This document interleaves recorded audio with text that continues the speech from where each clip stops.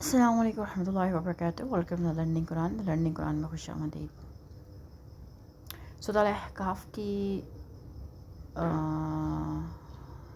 آیات ہم نے مکمل کی تھی. جیسے کہ آپ سب جانتے ہیں ہماری ٹرانسلیشن کا سلسلہ ہے. ورڈ بائی ورڈ ٹرانسلیشن، پھر ایز اے ہول ہم ٹرانسلیٹ کرتے ہیں، رائٹ. اور آفٹر ورڈ کیا کرتے ہیں، اس کو کوئی بھی ریفرنس ٹو دا کانٹیکسٹ میں کوئی حدیث مبارکہ یا کس پیرائے کے اندر اس آیت مبارکہ کو اللہ پاک نے نازل فرمایا، شان نزول آیت کو ہم بیان کرتے ہیں، دیکھتے ہیں. ٹرانسلیشن رائٹ ناؤ ہم ریڈ کر رہے ہیں تیسر القرآن بائی عبدالرحمن کیانی، اور بڑی سمپل آسان فہم الفاظ میں ٹرانسلیشن ترجمہ ہے اس کا، اور لٹل بٹ سے ایکسپلینیشن ہے ساتھ. چلیے اسٹارٹ کرتے ہیں. اعوذ باللہ من الشیطان الرجیم، بسم اللہ الرحمن الرحیم. شروع اللہ کے نام سے جو بڑا مہربان اور نہایت رحم کرنے والا ہے. وقال الذین، اور وہ لوگ جنہوں نے کفروا کفر کیا، للذین ان کے لیے جو آمنوا ایمان لائے، لو کان خیرا اگر ہوتا بہتر، ما نہ سبقونا وہ پہل کرتے ہم پر، الیہ اس کی طرف، فاذ اور جب، لم یہتدوا نہ ہدایت پائے انہوں نے، بھی اس سے، فسیقولون تو اب کہیں گے، ھذا افک یہ جھوٹ ہے، ھذا افک یہ جھوٹ ہے، قدیم پرانا. اور کافر ایمان لانے والوں سے کہتے ہیں کہ اگر یہ دین کوئی اچھی چیز ہوتا تو ایمان لانے والے سے قبول کرنے میں ہم سے سبقت نہ لے جاتے، اور چونکہ انہوں نے اس قرآن سے ہدایت نہیں پائی لہذا یہ ضرور کہیں گے کہ یہ تو پرانا جھوٹ ہے. یہود کی اپنے متعلق غلط فہمی. بائیں ہمہ وہ یہ بھی سمجھے بیٹھے تھے کہ کسی چیز کے حق ہونے کا معیار ہماری ذات والا صفات ہے. حق وہی ہو سکتا ہے جسے ہم حق قرار دے دیں، پھر جب ہم ہی اسے حق نہیں سمجھتے تو چند کمزور درجے کے لوگوں کو اس کے حق سمجھنے سے وہ چیز کا حق کیسے بن سکتی ہے. اگر یہ دین کوئی اچھی چیز ہوتی تو ہم جیسے عقل مند اور معزز لوگ ان لونڈے غلاموں سے پیچھے کیسے رہ جاتے. جھوٹ تو وہ اس لیے کہتے تھے کہ وہ اپنی ذات کو ہی حق کا معیار سمجھتے تھے، اور قرآن ان کے معیار کے خلاف تھا. اور پرانا اس لیے کہتے تھے کہ سابقہ انبیاء کرام کی تعلیم بھی بینہ وہی کچھ تھی جو اس نبی آخر الزمان محمد صلی اللہ علیہ وآلہ وسلم کی تھی. وہ اس نے جھوٹ کہہ ہی نہیں سکتے تھے، اور نہ انہیں یہ کہنا گوارا تھا کہ یہ پرانا سچ ہے، کیونکہ ابتدا سے انبیاء کرام یہی سچی تعلیم دیتے رہے ہیں.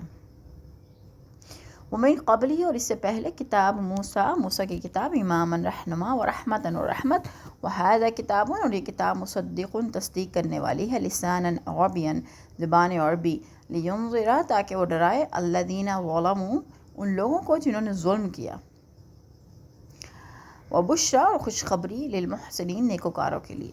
حالانکہ اس سے پہلے موسیٰ کی کتاب تورات جو رہنما اور رحمت تھی موجود تھی، اور یہ کتاب قرآن اس کی تصدیق کرنے والی ہے جو عربی زبان میں ہے، تاکہ ظالموں کو متنبہ کرے اور نیک عمل کرنے والوں کو بشارت دے. نبی آخر الزمان محمد صلی اللہ علیہ وسلم کی بعثت سے ہزاروں برس پہلے تورات نے جو اصولی تعلیم دی تھی، انبیاء و اولیاء کی ایک کثیر تعداد اسی تعلیم سے رہنمائی حاصل کرتی رہی.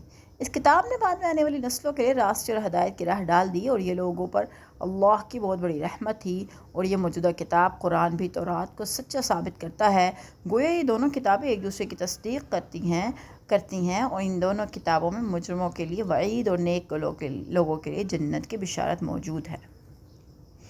ان الذین قالوا بے شک وہ لوگ جن لوگوں نے کہا ربنا اللہ ہمارا رب اللہ ہے، ثم استقاموا پھر وہ قائم رہے، فلا خوف تو کوئی خوف نہیں علیہم ان پر، ولا ہم اور نہ وہ یحزنون غمگین ہوں گے. لیکن یقیناً جن لوگوں نے کہا کہ ہمارا پروردگار اللہ ہے، پھر اس پر ڈٹ گئے، انہیں کوئی خوف نہ ہوگا اور نہ وہ غمگین ہوں گے. اولئک اصحاب الجنہ یہی لوگ اہل جنت ہیں، خالدین ہمیشہ رہیں گے، فیہا اس میں، جزاء جزا، بما اس کی جو کانوا یعملون وہ عمل کرتے تھے. یہی لوگ اہل جنت ہیں جو اس میں ہمیشہ رہیں گے، ان کے اعمال کا بدلہ ہے جو وہ کیا کرتے تھے. وصینا اور ہم نے حکم دیا، الانسان انسان کو، بوالدیہ ماں باپ کے ساتھ، احسانا حسن سلوک کا، حملتہ وہ اس کو اٹھائے رہی، امہ اس کی ماں، کرہن تکلیف کے ساتھ، ووضعتہ اور اس نے اس کو جنا کرہن تکلیف کے ساتھ، وحملہ اور اس کا حمل، وفصالہ اور اس کا دودھ چھڑانا، 30 شہرا 30 مہینے، حتیٰ یہاں تک، اذا بلغا جب وہ پہنچا، اشدہ اپنے زور جوانی کو، وہ بلغا اور وہ پہنچا ہوا، 40 سنہ 40 سال، قولا اس نے عرض کی، ربی اے میرے رب،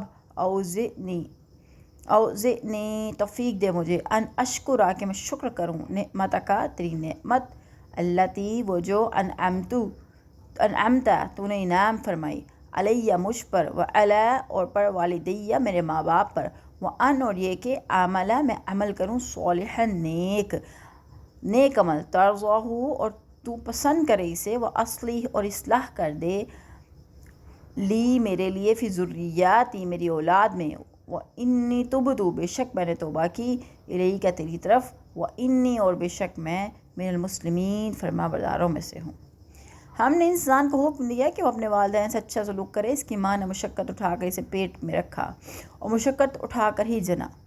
اس کے حمل میں دودھ چھڑانے میں 30 ماہ لگ گئے، یہاں تک کہ وہ اپنی بھرپور جوانی کو پہنچا اور 40 سال کا ہو گیا، تو اس نے کہا، میرے پروردگار مجھے توفیق دی کہ میں تیری اس احسان کا شکر ادا کروں جو تو نے مجھ پر اور میرے والدین پہ کیا ہے، اور یہ بھی کہ میں ایسے اچھے عمل کروں جو تجھے پسند ہیں، اور میری خاطر میری اولاد کی اصلاح کر، میں تیرے حضور توبہ کرتا ہوں، اور بلا شبہ میں مہربان ہوں، اور بلا شبہ میں فرما بردار ہوں۔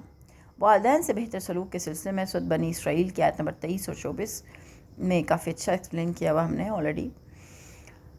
والدہ حسن سلوک کی والد سے زیادہ حقدار ہے۔ اس آیت میں پہلے ایک دفعہ ماں اور باپ دونوں سے بہتر سلوک کا حکم دیا گیا ہے، پھر 3 بار صرف ماں کو خصوصی خدمات کا ذکر فرمایا، اور اس آیت کی بہترین تفسیر وہ حدیث ہے جو سیدنا ابو ہریرہ رضی اللہ تعالیٰ عنہ سے مروی ہے، کہ فرماتے ہیں کہ ایک شخص نے رسول اللہ صلی اللہ علیہ وسلم سے پوچھا، میرے بہتر سلوک کا سب سے زیادہ مستحق کون ہے؟ آپ نے فرمایا تیری ماں۔ اس نے پوچھا پھر کون؟ آپ نے فرمایا تیری ماں۔ تیسری بار آپ نے یہی جواب دیا، پھر چوتھی بار آپ نے جواب دیا تیرا باپ، بخاری شریف۔ یعنی کہ ماں کا حسن سلوک کی حقدار سب سے زیادہ ماں ہے۔ 3 دفعہ حسن سلوک کی حقدار ماں ہے، اور چوتھی دفعہ حسن سلوک کی حقدار والد صاحب ہیں۔ رضاعت کی مدت اور شمار، سورۃ بقرہ کی آیت نمبر 233 میں اللہ تعالیٰ نے فرمایا کہ رضاعت کی پوری مدت 2 سال ہے۔ اگر والدین کی ضرورت کے تحت اس مدت میں کمی کرنا چاہیں تو اس میں کوئی حرج نہیں۔ اسی طرح سورۃ لقمان کی آیت نمبر 13 میں فرمایا کہ ماں کو دودھ چھڑانے میں 2 سال لگ گئے، اور اس مقام پر فرمایا کہ حمل اور رضاعت کی مدت 30 ماہ ہے۔ ان سب آیت کو سامنے رکھنے سے منزل مسائل کا پتہ چلتا ہے۔ نمبر 1، رضاعت کی زیادہ سے زیادہ مدت 2 سال ہے، اس میں کمی ہو سکتی ہے، زیادتی نہیں، لہذا اگر کسی نے 2 سال سے زیادہ عمر میں کسی عورت کا دودھ پی لیا ہو تو اس پر احکام رضاعت کا اطلاق نہ ہوگا، یعنی وہ احکام جن کا نکاح سے تعلق ہے۔ نمبر 2، حمل کی کم از کم مدت 6 ماہ ہے۔ 6 ماہ سے پہلے بچہ پیدا ہو جائے تو موجودہ خاوند کا نہ ہوگا بلکہ کسی اور مرد کا بچہ ہوگا۔ زیادہ واضح الفاظ میں وہ لڑکا والد الزنا ہوگا اور اس کی وراثت سے بھی کچھ تعلق نہ ہوگا، اور بچے کی ماں کو زنا کی حد پڑ سکتی ہے۔ واضح رہے کہ موجودہ طبی تحقیق کے مطابق حمل کی کم از کم مدت 28 ہفتے قرار دی گئی ہے، اور یہ تحقیق صحیح ہو تو بھی ایسا معلوم ہوتا ہے کہ شریعت نے اس مسئلے کے ہر 2 پہلوؤں سے نزاکت اور اہمیت کے پیش نظر اس مدت میں انتہائی احتیاط سے کام لیتے ہوئے 6 ماہ کی مدت قرار دی ہے۔ 6 ماہ کے بعد بچہ پیدا ہو تو والد یا عورت کا خاوند اس کے نسب سے انکار کرنے کا مجاز نہ ہوگا۔ نمبر 3، رضاعت کی مدت کی بہتر صورت یہ ہے کہ اگر بچہ 6 ماہ بعد پیدا ہوا تو رضاعت کی مدت پورے 2 سال یا 24 ماہ قرار دی جائے۔ اگر 7 ماہ پیدا ہوا تو 23 ماہ، 8 ماہ بعد پیدا ہوا تو 22 ماہ، اور 9 ماہ بعد پیدا ہوا تو 21 ماہ قرار دی جائے۔ نمبر 4، مدت کا شمار قمری مہینوں کے حساب سے ہوگا، شمسی مہینوں کے حساب سے نہیں ہوگا۔ بڑی امپورٹنٹ فیکٹر ہے یہ کہ مدت کا شمار قمری مہینوں کے حساب سے ہوگا، شمسی مہینوں کے حساب سے نہیں ہوگا۔ اچھا، پختگی کی عمر کتنی ہے؟ اگر انسان کی جسمانی قوت اور طاقت 40 سال سے پہلے ہی اپنے نقطۂ عروج کو پہنچ جاتی ہے، تاہم اس میں عقل کی پختگی 40 سال تک ہی آتی ہے۔ یہ وجہ ہے کہ انبیاء کی نبوت 40 سال کی عمر میں یا اس کے بعد انبیاء کو نبوت 40 سال کی عمر میں یا اس کے بعد عطا کی جاتی ہے۔ البتہ عیسیٰ علیہ السلام اس قاعدے سے مستثنیٰ ہیں۔ جیسے جیسے آپ کی اور بھی کئی باتیں اجازی حیثیت رکھتی ہیں، ویسے ہی نبوت بھی آپ کو 30 سال کی عمر میں عطا ہوئی، اور 33 سال کی عمر میں حضرت عیسیٰ علیہ السلام کو آسمان پر اوپر اٹھا لیا گیا۔ اچھا، یہ انسان کے عقل کی پختگی کی دلیل ہے کہ اسے اپنے پروردگار کے اور اپنے والدین کے احسانات کا احساس ہونے لگتا ہے، جس پر وہ اللہ کا شکر ادا کرتا ہے اور شکر کے لیے اللہ سے توفیق بھی طلب کرتا ہے، اور عملی طور پر اللہ کا شکر یوں ادا کرتا ہے اور اس کی توفیق چاہتا ہے جو اللہ کو پسند ہو۔ واضح رہے کہ اللہ تعالیٰ کو وہی اعمال پسند ہیں جو خالصاً اس کی رضامندی کے لیے کیے جائیں، شریعت کی پابندیوں یعنی اسوہ رسول کے مطابق ہوں، ان میں ریا کا شائبہ تک نہ ہو، اور بعد میں کوئی ایسا فعل نہ کیا جائے جو اس عمل کو برباد کرنے کا سبب بن جائے۔ سیدنا ابوبکر صدیق رضی اللہ تعالیٰ عنہ پر خصوصی احسان۔ صحابہ کرام رضی اللہ تعالیٰ عنہ میں صرف سیدنا ابوبکر صدیق رضی اللہ تعالیٰ عنہ ہی ایسے خوش قسمت تھے جو خود بھی مسلمان تھے، ان کے والدین بھی مسلمان تھے اور اولاد بھی مسلمان تھی، اور ان سب کو رسول اللہ صلی اللہ علیہ وسلم کی صحبت کا شرف حاصل ہوا تھا۔ صحابہ میں یہ خصوصیت کسی اور کو حاصل نہیں ہوئی۔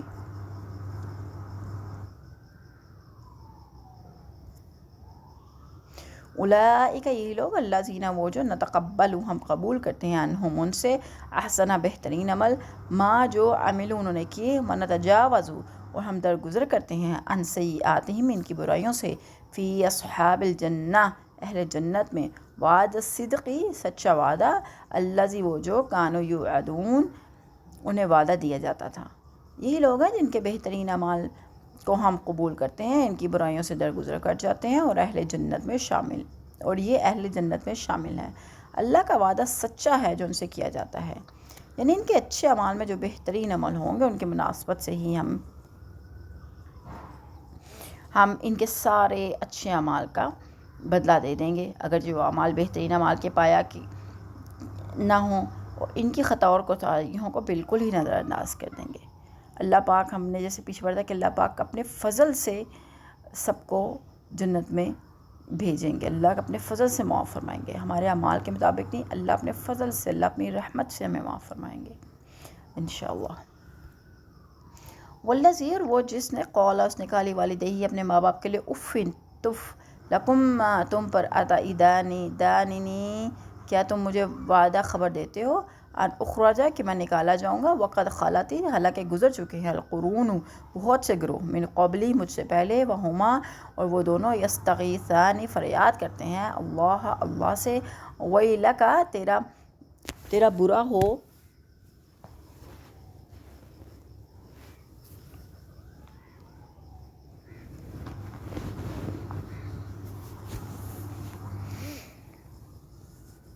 وَإِلَّا کا تیرا برا ہو، آمنا تو ایمان لے آئے، انا بے شک وعد اللہ اللہ کا وعدہ حق سچا ہے، فیقولو تو وہ کہتا ہے ما ھذا نہیں یہ الا مگر صرف اساطیر الاولین پہلے لوگوں کی کہانیاں۔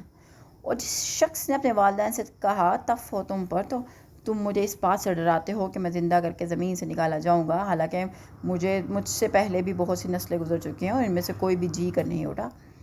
اور وہ دونوں اللہ کی دہائی دے کر اسے کہتے ہیں تیرا ستیہ ناس، ہماری بات مان جا کیونکہ اللہ کا وعدہ سچا ہے۔ تو وہ کہتا ہے یہ تو بس پہلے لوگوں کی داستانیں ہیں، یہ کوئی مخصوص کردار نہیں ہے، بلکہ مکہ میں ایسی مثالیں بھی موجود تھیں۔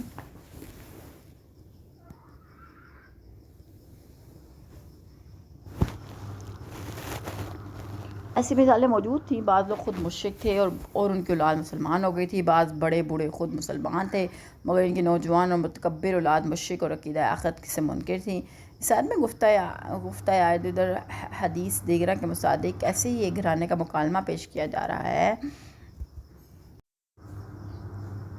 مشرک بیٹے کی وہی پرانی اور گھسی پیٹی دلیل ہے جو کہ آخرت کا منکر عموماً جواب میں کہا کرتے ہیں کہ 1000 سال سے لوگ مرتے رہے ہیں، کوئی زندہ ہو کر کبھی واپس تو نہ آیا، پھر تم مجھے یہ کیسی دھمکی دیتے ہو؟ اس سوال کا جواب یہاں چھوڑ دیا گیا ہے کیونکہ اکثر مقامات کے قرآن میں اس کا جواب دیا جا چکا ہے۔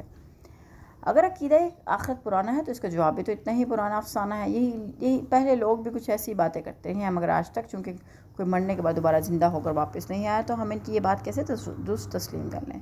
یہ تو محض پرانے افسانے ہی ہیں، مگر اسے یہ بات یاد نہیں رہتی کہ اگر یہ پرانے افسانے ہیں تو ان کا جواب بھی تو ویسے ہی پرانا افسانہ ہے جو آخرت کے منکر دیتے رہے ہیں۔ اولئک الذین، یہی لوگ اولئک الذین، یہی لوگ وہ جو حق کا ثابت ہو گئی علیہم ان پر القول بات، عذاب، فی امتوں میں قد خلت گزر چکی ہیں، من قبلہم ان سے قبل، من الجن جنات سے، والانس اور انسان، انہم کانوا بے شک وہ تھے، خاسرین خسارہ پانے والے۔ یہی لوگ ہیں جن پر جنوں اور انسانوں کی ان سے پہلے کی جماعتوں سمیت اللہ کا عذاب کا قول صادق آتا ہے، بلا شبہ یہی لوگ خسارہ اٹھانے والے ہیں۔ یعنی ایسے ضدی لوگ جو نہ غور و فکر سے کام لیتے ہیں، نہ عقلی دلائل کو تسلیم کرتے ہیں، ان پر اللہ کا یہ قول پھٹ آتا ہے کہ میں جنوں اور انسانوں کے کثیر تعداد سے جہنم کو بھر دوں گا۔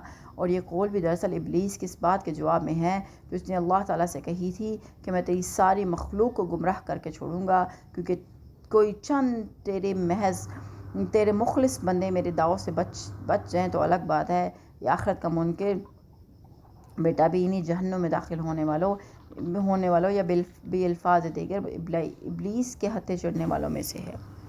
آخرت کے منکر دنیا اور آخرت دونوں جگہ خسارے میں۔ آخرت کے منکر کو دنیا میں تو یہ خسارہ ہوتا ہے کہ وہ گناہوں پر دلیر ہو کر ایمان و سعادت کا وہ بیج بھی ضائع کر دیتا ہے جو اللہ نے اپنی رحمت سے ہر آدمی کے دل میں فطری طور پر ڈال رکھا تھا۔ پھر جب گناہوں پر ملامت کرنے والا ضمیر کا ہی گلا گھونٹ دیتا ہے تو اسے راہ راست پر لانے والی کوئی چیز باقی نہیں رہتی۔ اور آخرت میں اس کا خسارہ یہ ہے کہ اگر اس نے زندگی میں کوئی اچھے کام کیے بھی تھے تو ان کا اسے کوئی صلہ نہ ملے گا، اس لیے کہ اس نے آخرت میں اجر ملنے کی نیت سے وہ کام کیے ہی نہیں تھے۔ اس طرح اس کے گناہ ہی گناہ باقی رہ جائیں گے۔ وَلِكُلِّ، اور ہر ایک کے لیے درجات درجے ہیں، مما عملوا، اس سے جو انہوں نے عمل انہوں نے کیا، وَلِيُوَفِّيَهُمْ اور تاکہ وہ پورا دے ان کو اعمالہم، ان کے اعمال، وَهُمْ لَا يُظْلَمُونَ، اور ان پر ظلم نہ کیا جائے گا۔ ان دونوں قسموں کے لوگوں میں سے ہر ایک کے ان کے اعمال کے لحاظ سے درجے ہوں گے تاکہ اللہ تعالیٰ ان کے اعمال کا پورا بدلہ دے، اور ان پر ظلم نہیں کیا جائے گا۔ نیک لوگوں پر ظلم کی صورت یہ ہے کہ انہیں ان کے اعمال کا بدلہ نہ دیا جائے یا کم دیا جائے، اور مجرموں پر ظلم کی صورت یہ ہے کہ انہیں جرم سے زیادہ سزا دے ڈالی جائے یا مجرموں کو سزا دے بغیر چھوڑ دیا جائے، غرض یہ کہ ظلم کی کوئی بھی صورت وہاں ممکن نہ ہوگی۔ وَيَوْمَ، اور جس دن یُعْرَضُ لائے جائیں گے، الَّذِينَ كَفَرُوا، وہ جنہوں نے کفر کیا، عَلَى النَّارِ، آگ کے سامنے، اذھبتم، تم لے گئے، حاصل کر چکے، طیباتکم، اپنی نعمتیں، فی حیاتکم الدنیا، اپنی دنیا کی زندگی میں، واستمتعتم، اور تم فائدہ اٹھا چکے، بہا، ان کا، فالیوم، پس آج، تجزون، تمہیں بدلہ دیا جائے گا، عذاب الہون، رسوائی کا، بما، اس لیے کہ کنتم تستکبرون، تم تکبر کرتے تھے، فی الارض، زمین میں، بغیر الحق، نہ حق، وبما، اور اس لیے کہ کنتم تفسقون، تم نافرمانیاں کرتے تھے۔ اور جس دن کافر دوزخ پر پیش کیے جائیں گے تو انہیں کہا جائے گا کہ تم دنیا کی زندگی میں پاکیزہ چیزوں سے اپنا حصہ لے چکے، ان سے مزے اڑا چکے، آج تمہیں ذلت کا عذاب دیا جائے گا، یہ ان باتوں کا بدلہ ہے جنہیں تم زمین میں ناحق اکڑ رہے تھے اور نافرمانی کیا کرتے تھے۔ کافروں کو ان کے اچھے اعمال کا بدلہ دنیا میں ہی دے دیا جاتا ہے۔ کافر اور آخرت کے منکروں کو ان کے اچھے اعمال کا بدلہ دنیا میں ہی دے دیا جاتا ہے۔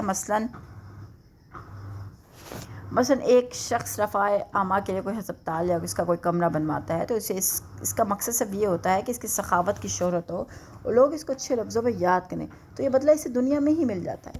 اس کے نام کا کتبہ ہسپتال کے باہر لگا دیا جاتا ہے، اور بعض دفعہ کسی دوسرے کی طرف سے اخبارات اور رسائل میں اشتہار یا خبر بھی شائع کر دی جاتی ہے۔ اس طرح اس سے وہ مقاصد حاصل ہو جاتے ہیں جس کے لیے اس نے اچھا کام کیا۔ غرض یہ ایسے کافروں کو ان کے اچھے اعمال کا بدلہ اللہ تعالیٰ کی طرف سے مال و اولاد، حکومت، تندرستی، عزت و شہرت وغیرہ کی شکل میں دے دیا جاتا ہے۔ رہا آخرت میں اجر کا معاملہ تو یہ نہ ان کا مطلوب تھا نہ ہی اسے مل سکا۔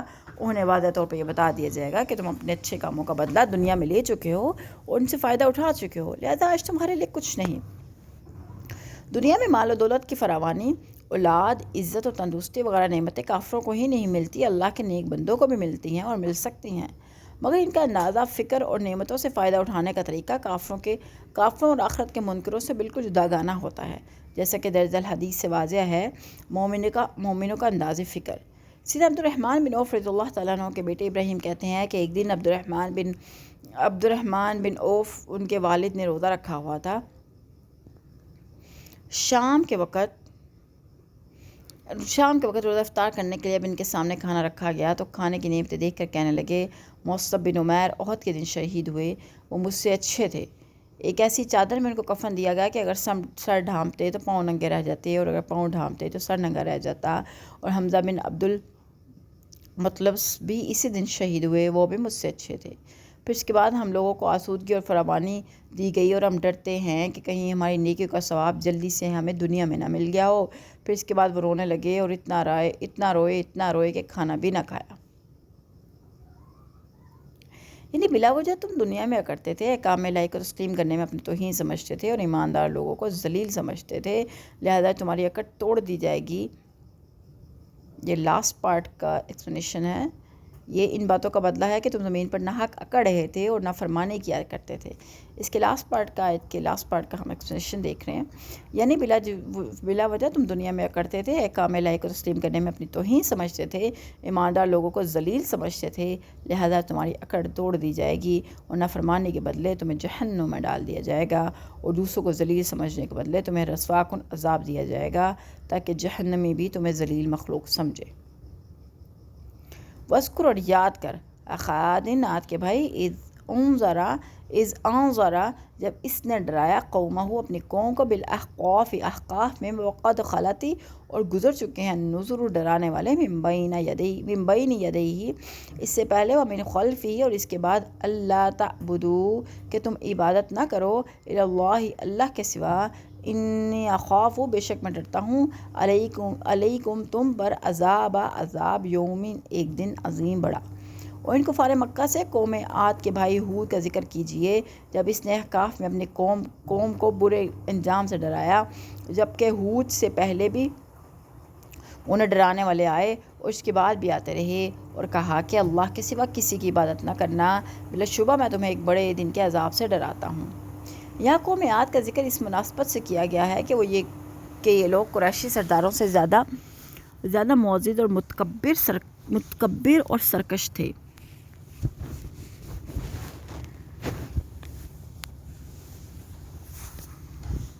اور یہ قوم کفار مکہ کی نسبت قد و قامت، ڈیل ڈول اور جسمانی قوت کے لحاظ سے بھی بہت بڑھ کر تھی۔ احقاف قوم عاد کا مسکن۔ احقاف حقف کی جمع ہے، بمعنی ریت کے بڑے بڑے میلوں میں پھیلے ہوئے ٹیلے۔ یہی علاقہ قوم عاد کا مسکن تھا، جو کسی زمانے میں سرسبز و شاداب علاقہ تھا۔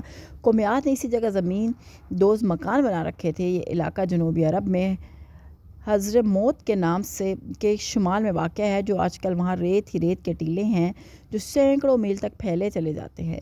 اس علاقے کو آج کل ربع خالی بھی کہتے ہیں، کیونکہ کوئی شخص اس صحرا میں داخل ہونے کی جرات نہیں کرتا، اور جو چیز اس ریت میں گر پڑے وہ بھی ریت میں دھنس کر ریت ہی بن جاتی ہے، جیسے کوئی چیز نمک کی کان میں گر پڑے تو وہ بھی نمک بن جاتی ہے۔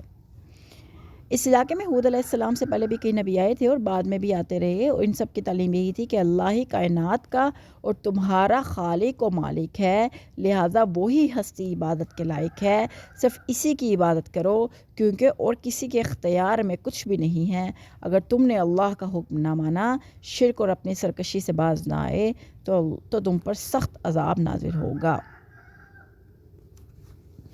قالوا وہ بولے، اجئتنا کیا تم ہمارے پاس آیا ہے، لتعفکنا کہ تم ہمیں پھیر دے، عن آلہتنا ہمارے معبودوں سے، فاتنا پس لے آ ہم پر،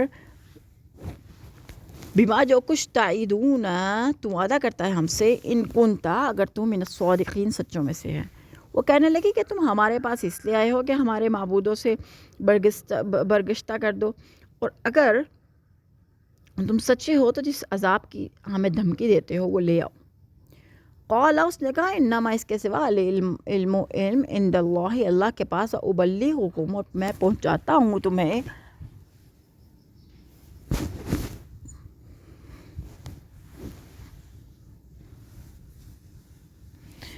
ما ارسلت جو میں بھیجا گیا ہوں، بہی اس کے ساتھ، ولکنی اور لیکن میں، اراکم دیکھتا ہوں تمہیں، قوماً گروہ لوگ، تجہلون تم جہالت کرتے ہو۔ ہود نے کہا، اس کا علم تو اللہ کے پاس ہے، میں تو تمہیں وہ پیغام پہنچا رہا ہوں جو مجھے دے کر بھیجا گیا ہے، مگر میں دیکھ رہا ہوں کہ تم نادان لوگ ہو۔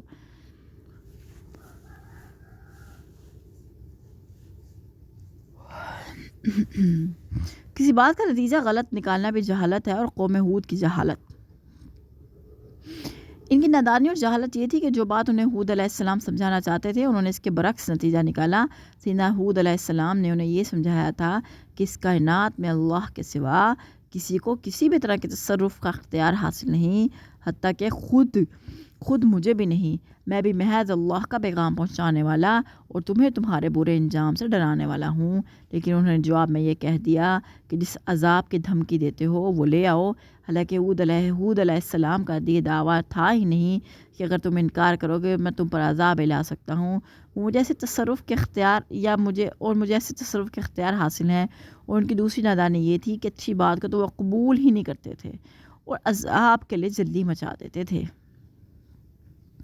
فلما، پھر جب رآہو، دیکھا انہوں نے اس کو، عارضاً ایک ابر، مستقبلہ، سامنے چلا آ رہا ہے، اودیاتہم، ان کی وادیاں، قولو، وہ بولے، ھذا، یہ، عارضٌ، ایک بادل، ممطرنا، ہم پر بارش برسانے والا ہے، بل ہوا، بلکہ وہ، مستعجلتم، جس کی تم جلدی کرتے تھے، بہی، اس کی، ریحٌ، ایک ہوا، آندھی، فیہا، اس میں، عذاب علیم، دردناک۔ جب انہوں نے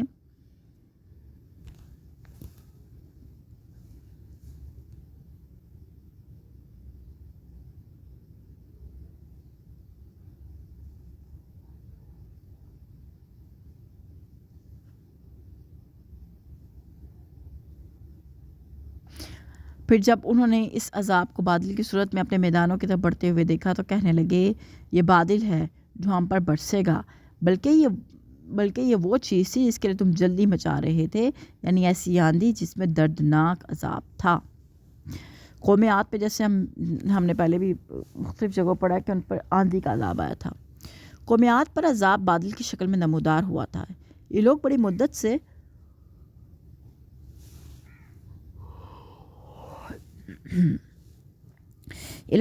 سے بارش کو ترس رہے تھے۔ قحط سالی کا دورہ تھا، ایک کالی گھٹا اٹھتی تھی اور اپنے علاقے کی طرف آگے بڑھتی دیکھی تو خوشی سے جھوم اٹھے، کئی طرح کی امنگیں انگڑائیاں لینے لگیں۔ بارش کے بعد سیلابی اور خوشحالی کی توقعات باندھنے لگے۔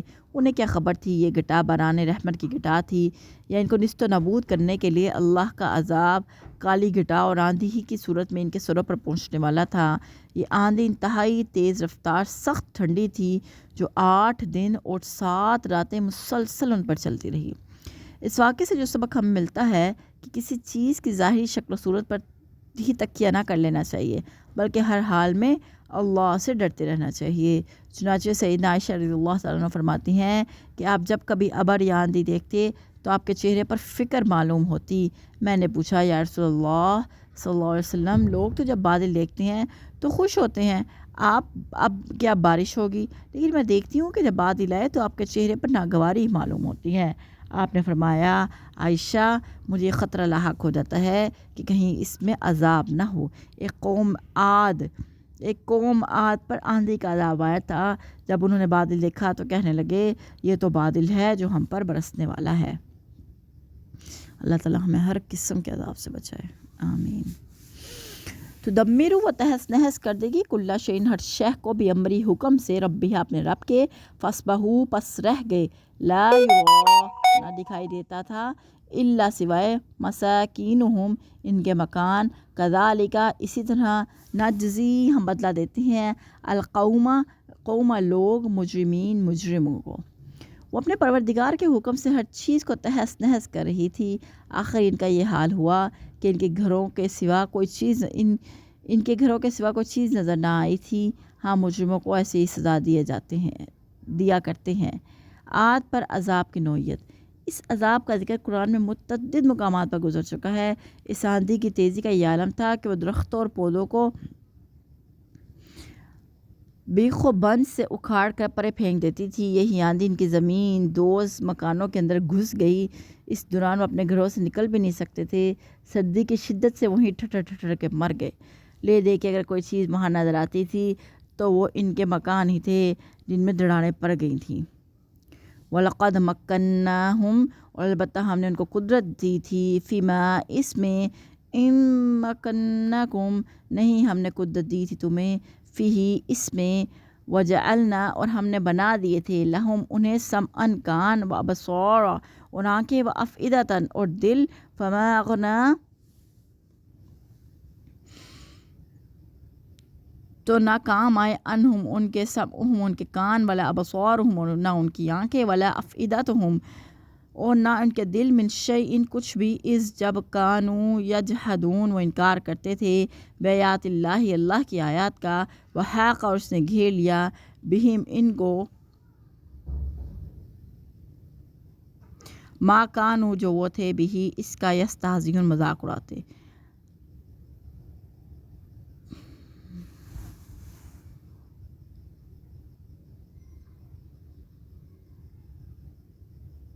ہم نے انہیں اتنی قدرت دے رکھی تھی جتنی تمہیں نہیں دی تھی اور ہم نے انہیں کان آنکھ اور دل سب کچھ دے رکھا تھا مگر یہ ان کے کان آنکھیں اور دل ان کے اس وقت کچھ بھی کام نہ آئے جب انہوں نے اللہ کی آیت کا انکار کر دیا. انہیں اسی چیز نے آ گھیرا جس کا وہ مذاق اڑاتے تھے.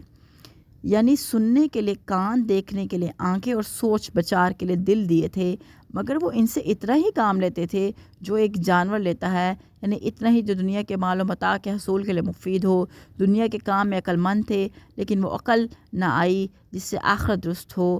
آیات الہی سنتے وقت ان کے کان بہرے ہو جاتے تھے اور آیت الہی دیکھنے کے لیے ان کی آنکھیں بند رہتی تھیں. پھر جب ان پر عذاب الہی آیا تو ان کی عقل مندی ان کے کسی کام نہ آ سکی. آیت نمبر 39 مکمل کی. انشاءاللہ نیکسٹ ویڈیو میں ملاقات کرتے ہیں. ٹل دین ٹیک کیئر. اللہ حافظ.